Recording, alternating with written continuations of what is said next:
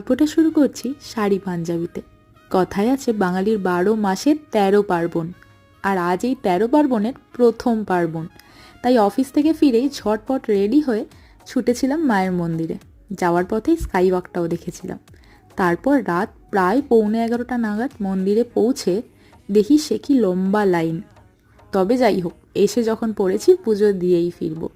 তাই বেশ খানিকক্ষণ লাইন দিয়ে মায়ের কাছে নিজের মনস্কামনা জানিয়ে সোজা চলে গেছিলাম ডিনার করতে। আর মা বলেছিল বছরের প্রথম দিনটা যেভাবে কাটে সারা বছর সেভাবেই কাটে। তাই প্রথম দিনে ভালো খাওয়া দাওয়া তো মাস্ট। আর মামনির হাই তোলা দেখেই অর্ডার করে দিয়েছিলাম চা। চা খেয়ে যে যার ডিনার অর্ডার করি, সোজা ম্যান কোর্স।